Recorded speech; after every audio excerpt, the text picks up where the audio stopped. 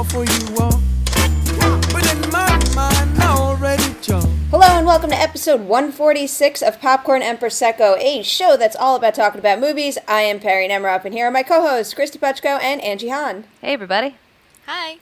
Alright, so we got two for you this week. We are starting off with a review of Hidden Figures, and then we are going to roll into our review of Split. Hidden Figures is currently out in theaters now. Split is one of the new wide releases this week, so let's get to it. All right, so Hidden Figures, here is the plot synopsis. Based on a true story, a team of African-American women provide NASA with important mathematical data needed to launch the program's first successful space missions.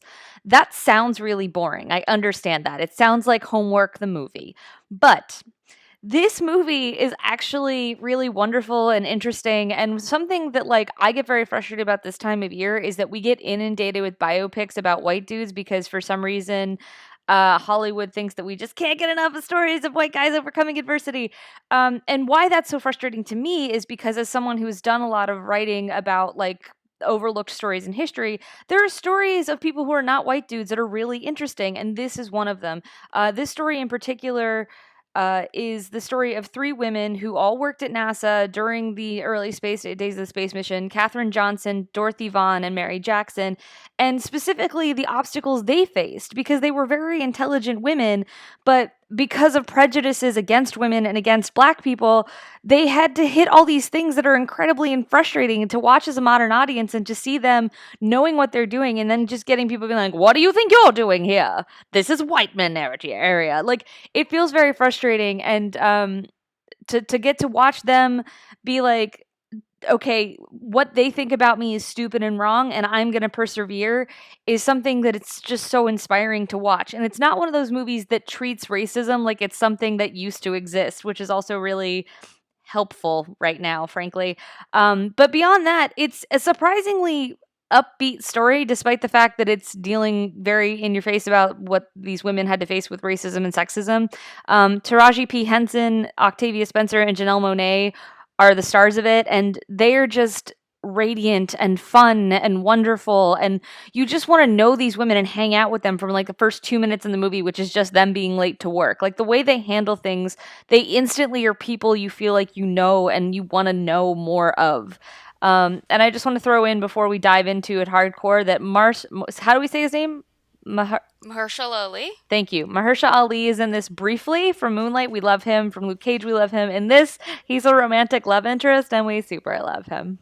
Yeah, no, I walked out of this, and I guess I kind of knew he was in the movie because he's in one shot in the trailer, but I'd forgotten. And then he has he's very much a supporting character. He's not one of the main characters, but he's fantastic, and he had a great 2016.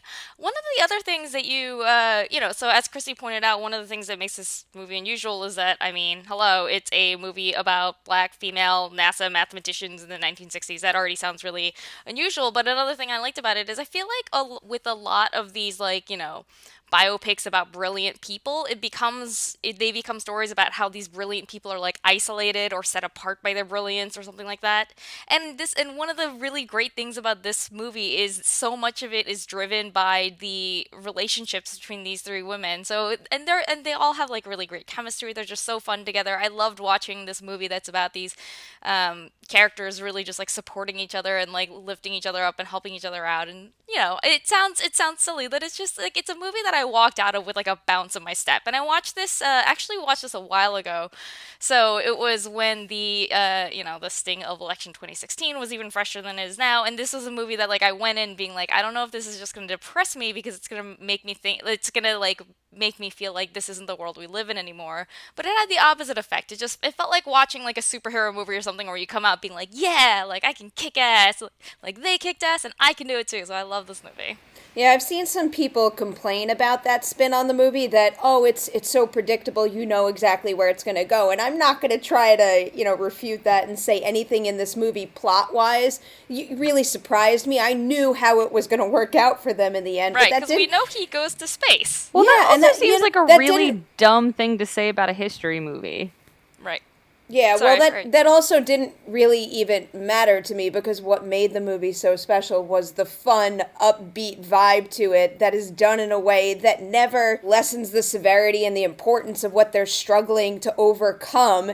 Yet at the same time, it doesn't wallow in it. So every single step of their journey leaves you with that feeling like, oh, I can overcome something in my life. I can overcome. And it keeps happening until you walk out of this movie with like that extra pep in your step and that extra little jolt of, I want to attack the world and like do the best that I can. And going back to the Mahershala Ali character, even though he's only in this movie for I think 2 or 3 scenes, one of the coolest things they do with his character, or maybe cool is not the right word, but one of the things that I appreciated most about his character is that he isn't just rah-rah her character. He makes the same mistake that the whole public is making. So he almost falls into not necessarily a middle ground, but a very vast middle ground between wanting to support her and her feeling like she's got a rightful place amongst all the men working at NASA, but also still making the same mistakes that all the other people at NASA are making just because that's the public norm right now. You mean he underestimates her? It was interesting.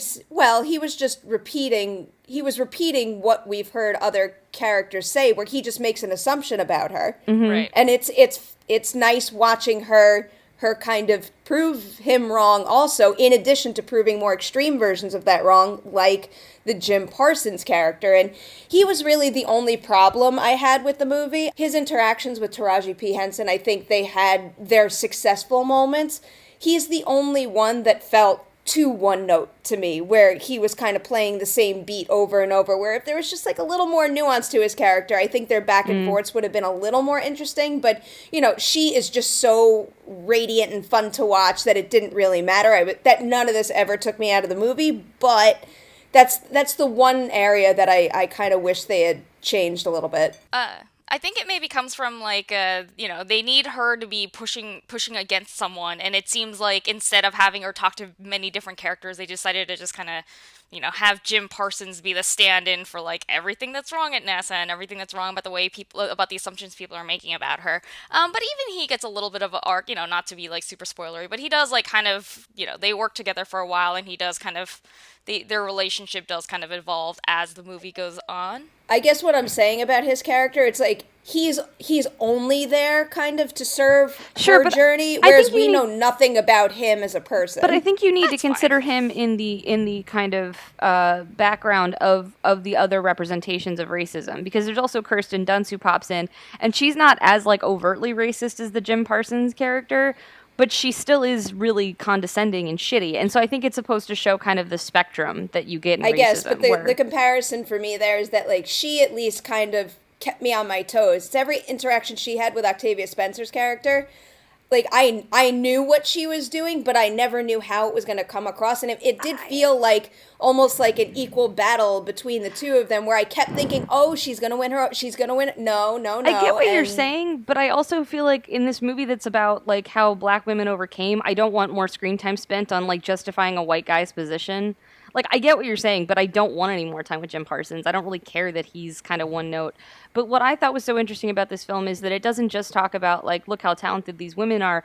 It also addresses the fact that, like, as any organization, as NASA, as a nation, if we pursue this idea that some people are just inherently better at something and ignore other people because they don't meet the stereotype that we expect, we suffer, because when the best of everyone is pulling together, we can accomplish great things. And that's what this movie shows. When the people at NASA looked past their preconceived notions about who would be best at math or engineering or computers and saw that these women broke out of their expectations and did something incredible that benefits us all. It benefits us all. Like, instead of it just being this idea of like, we should all be fair, which sounds great and I'm for, it shows the actual like kind of like how it benefits us as a society is that we actually can accomplish great things if we look past our preconceived notions and work together to really create a meritocracy, as opposed to just being like, well, these people are traditionally best at this, so let's keep working with this system.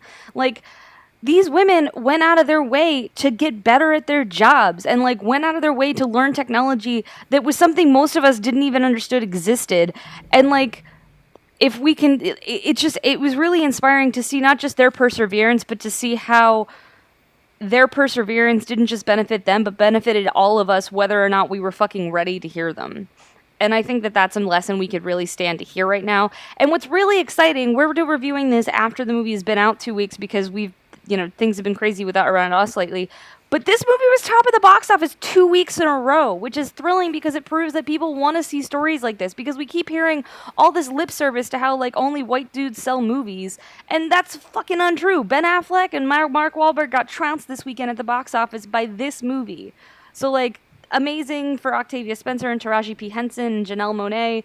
I'm so excited. This movie is wonderful and uplifting, and like this is the kind of movie I want to see succeed at the box office because it has something to say, it is uplifting, and it's just really beautifully and thoughtfully made for an audience that is not just preaching to the choir. I mean, we might as well move on now, I guess. All right, so that's our review of Hidden Figures. Now it's on to our next review. It is of M. Night Shyamalan's latest, a movie called Split. Here is the IMDb synopsis. After 3 girls are kidnapped by a man with 24 distinct personalities, they must find some of the different personalities that can help them while running away and staying alive from the others. I hate that synopsis. I also hate that synopsis. That's not accurate. Yeah, if you want a good synopsis of that movie, I think go watch the trailer. That does a really good job of kind of explaining the basic premise while also teasing what's to come, whereas that's kind of just like a It big also gives away mess. a lot of stuff I didn't realize was going to happen. Yeah, now I regret reading it, but all right, thanks IMDb. It's kind of hard to talk about M. Night Shyamalan movies without ranking them and saying, oh, I hated The Village, or I hated Lady in the Water. But, well, all right, here's the but. I think he came back big time with The Visit. I don't like Split as much as I like The Visit. Split is just behind, though. I think this movie is excellent. It is riveting from start to finish. We also can't talk about M. Night Shyamalan without twist, and I'm not going to talk about the big reveal that everybody's trying to hide, but within like the context of this specific story, this narrative, there are twists and turns that are so well integrated into the story that he accomplishes what he's done in previous movies with his so-called twists without it feeling like, ha, see what I did there? And I think it works so well. I really love Anya Taylor-Joy. I can't wait to see her in more movies. And oh my God, James McAvoy in this movie. I don't think I'll ever be able to look at him the same way again. He jumps back and forth between these personalities so incredibly well. And it's like you get to have fun with James McAvoy doing these crazy things, but it's also actually easy to kind of, look past that and look at his characters as individual people. I think everyone in this movie did an excellent job. This is a lot of fun, and for genre movies, I think this is a great way to start the year. I hated it. I mean, here we go, 2017. Okay, so here's the thing. I was intrigued by the idea, which is essentially a person suffering from dissociative identity disorder, which used to be called multiple personality disorder, so you might know it better by that, kidnaps these girls, and they have to kind of manipulate and deal with his multiple personalities to try to get out. That sounded interesting.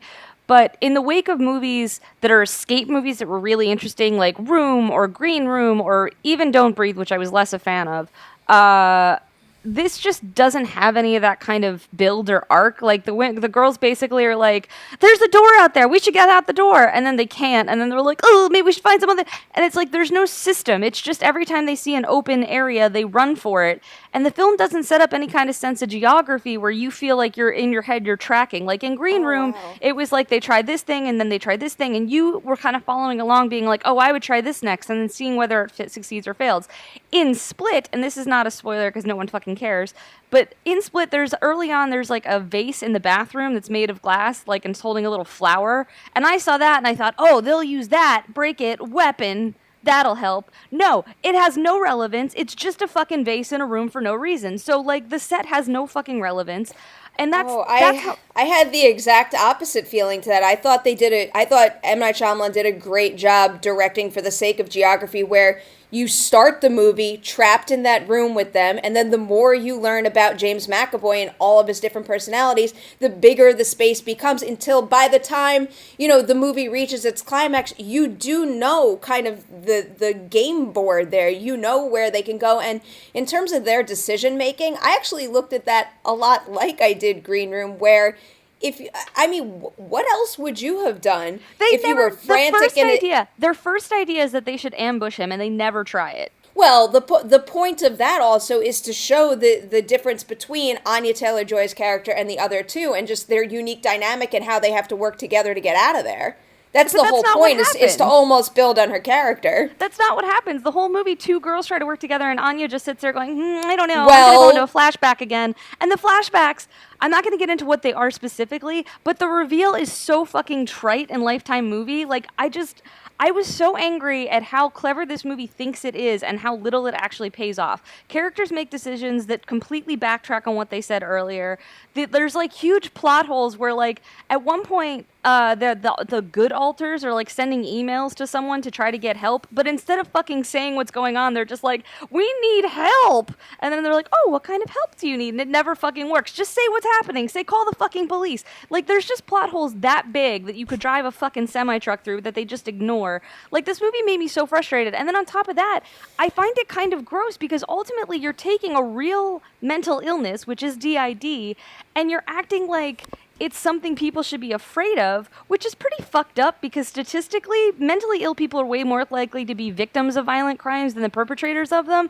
And the movie, like, never deals with that and instead tries to just be like, but seriously though, how cool would this be? And, like, it just feels weird because on one hand, they want you to, like, sympathize and feel bad for the main character, for this villain character, and then they also want you to laugh at him at moments. And I just started feeling really gross. Like, that M. Night took this real idea that he's theoretically obsessed with and didn't think about, like, the human context of it. And so watching the movie, I just started getting annoyed. Like, I wasn't scared, I wasn't thrilled, and then I was just getting really uncomfortable as this film starts making all these pronouncements about broken people being more evolved. And I'm not saying, like, it's like, it says all this, it does lip service to people who have trauma and struggle instead of actually painting them in an interesting way.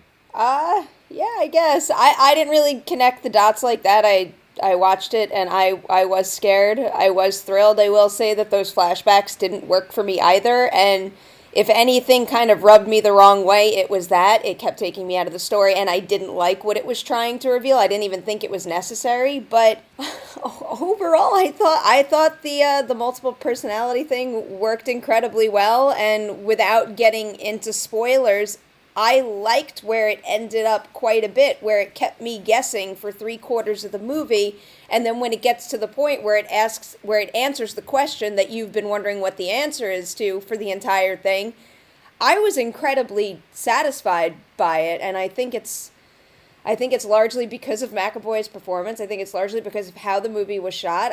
I think Shyamalan did a great job with this, and I hear what you're saying about the disorder, but I just, for me personally, I did not watch it with that in mind. I did not walk out passing any judgments on that. I just enjoyed this as a great, scary thriller. Do we want to talk about spoilers a little bit before we have to wrap it up? So spoiler alert, if you haven't seen Split, we're going to reveal what the spoiler is. I mean, I will say this about the final moment. I think we could say this without it being a huge spoiler. It sets up a sequel. Like, it's a fucking horror movie. Of course it sets up a sequel. What bugs me is I am more interested in seeing the sequel than I am seeing this movie, which makes me mad because I didn't like this movie. But when they set up the idea, I was like, fuck, I kind of want that. So I'm conflicted. So it worked. So it fucking worked, Kristy. I don't know, though, because the thing is that, like, I'd have to get into spoilers to explain why. I enjoy watching James McAvoy do his, like, weirdest twists and spins in the wind. I like watching him in Filth. I like watching him in Victor Frankenstein. I like watching him just be like, oh, you think you know acting? Let me chew the shit out of this scenery. I enjoy that. So when they set up what the sequel could be, I was intrigued. But it doesn't make me like this movie anymore. It makes me frustrated that I had to watch this shitty movie to get the promise of something I might actually enjoy. So the spoiler is that Split is a sequel to Unbreakable. A backdoor sequel.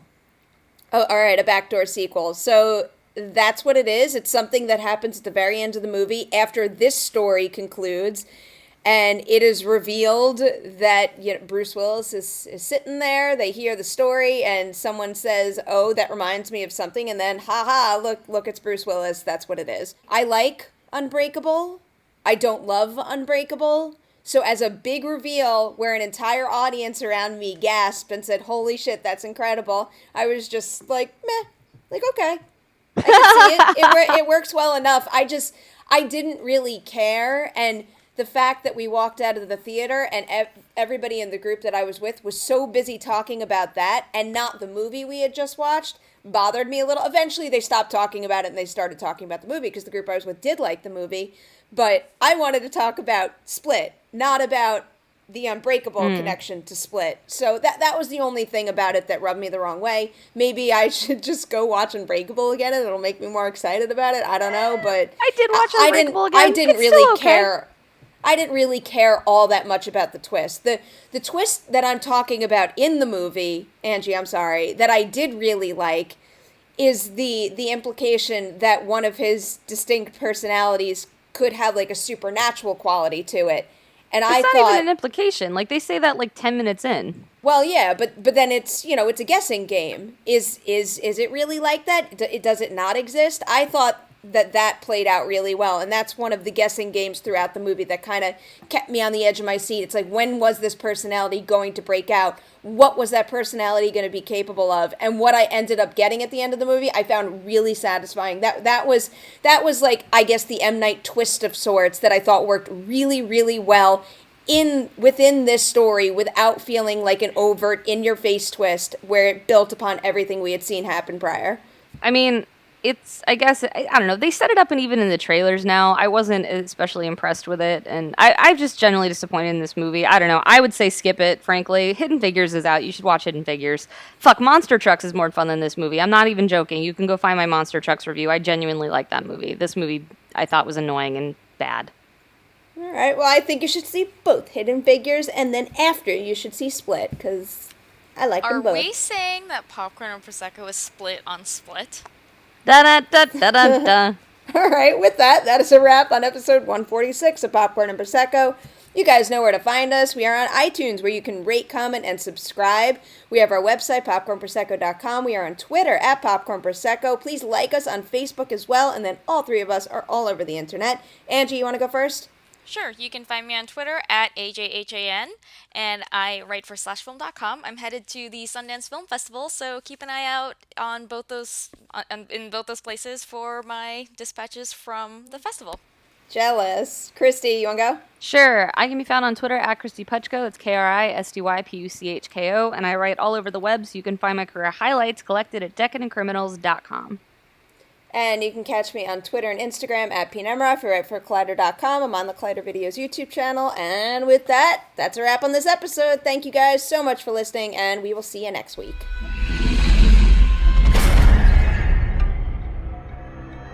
He's done awful things to people, and he'll do awful things to you.